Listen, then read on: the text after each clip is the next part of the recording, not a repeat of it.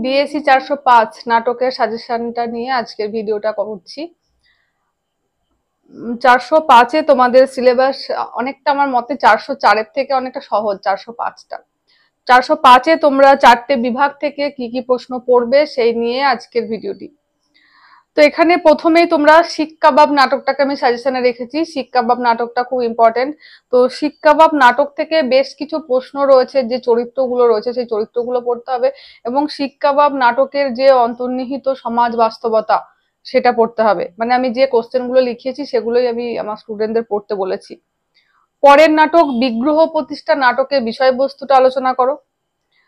এক সন্ধ্যায় নাটকটি পড়বে, এবং একাঙ্ক নাটকের উদ্ভব ও সংজ্ঞা এবং বৈশিষ্ট্য, মানে একাঙ্ক, এটা তোমাদের থার্ড সেমিস্টারেও ছিল যে একাঙ্ক নাটক কাকে বলে, তার সংজ্ঞা লেখো, তার উদ্ভব এবং তার বৈশিষ্ট্যগুলো আলোচনা করো।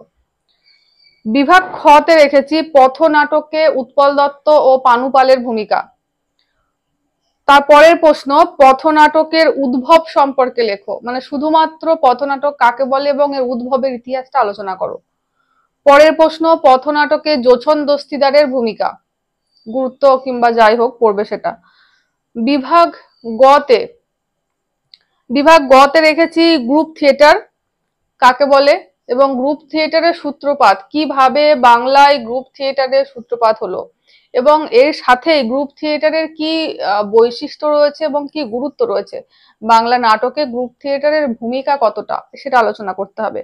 আইপিটিএ ও নবান্ন, মানে Indian people's theatre association, IPTA, Nabanna নাটক তো গণনাট্য হিসেবে কি, নবনাট্য হিসেবে কি, এবং এই আইপিটিএ এই মানে গণনাট্য হিসেবে নবান্ন নাটক, এই প্রশ্নটা খুব ভালো করে পড়বে।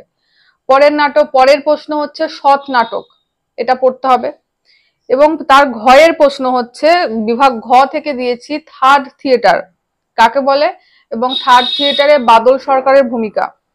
পরের প্রশ্ন অ্যাবসার্ড নাটক কাকে বলে, বাংলায় অ্যাবসার্ড নাটকের উদ্ভব ও বিকাশ এটা, এবং ফোর্থ ওয়াল সম্পর্কে আলোচনা করো।